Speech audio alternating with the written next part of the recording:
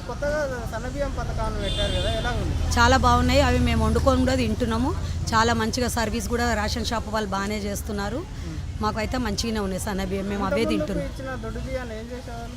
ఇంతకుముందు ఇచ్చిన మేము దోశలకు దానికి దీనికి పోసుకొని అవి కూడా తినేవాళ్ళము. ఇప్పుడు దానికంటే ఇప్పుడు ఎక్కువ ఆనందపడుతున్నాం. ఇప్పుడు 50-60 రూపాయలు పెట్టి కిలో కొనుక్కునే దానికన్నా ఇప్పుడు మాకు ఇక్కడ రేషన్ ఫ్రీగా వస్తున్నాయి కదా, అవే సన్న బియ్యం మేము తింటున్నాం. మాకు చాలా ఆనందంగా ఉంది. ఇప్పుడు కొందరు నాయకులు మాట్లాడుతూ సన్నబియ్యం బాగాలేవు అంటున్నారు. ఎందుకు బాగలేవు? దాన్ని వాళ్ళు చూసేదాన్ని బట్టి ఉంటుంది. మేము వండుకొని తింటున్నాం కదా, ఎవరైతే బాగలేవంటారో వాళ్ళకి చూసేదాన్ని బట్టి అవి బాగుండవు. మేము తింటున్నాం కనుక మాకు బాగుంటాయి. ఇప్పుడు సన్నబియ్యం పథకం భాగంగా 3 నెలల సన్నబియ్యం ఒకటేసారి ఇస్తున్నారు కదా, ఎలా చూస్తారు?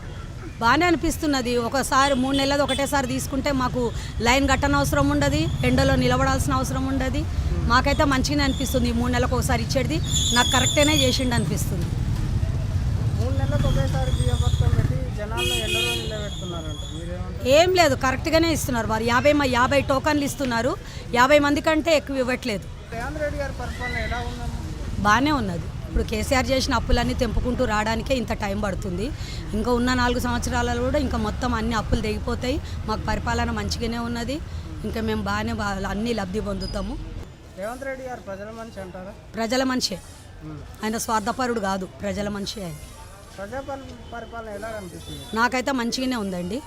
నాకని కాదు, మాకైతే అన్నీ బాగానే ఉన్నాయి రేవంత్ రెడ్డి పరిపాలనలో. కేసీఆర్ పీరియడ్లో మేము ఏది కూడా లబ్ధి పొందలే. భర్త చచ్చిపోయిన పాప కూడా డబల్ బెడ్రూమ్ కూడా రాలేదు మాకు.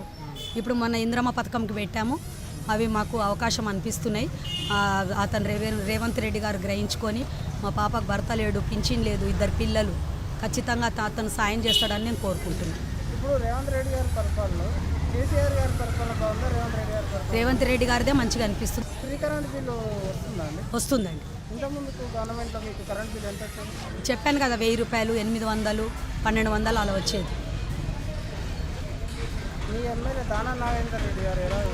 బాగానే ఉన్నాడు, అన్నీ బాగానే చేస్తున్నాడు. మేయర్ గద్వాల్ విజయలక్ష్మక్క కూడా అన్నీ బాగానే చేస్తున్నది.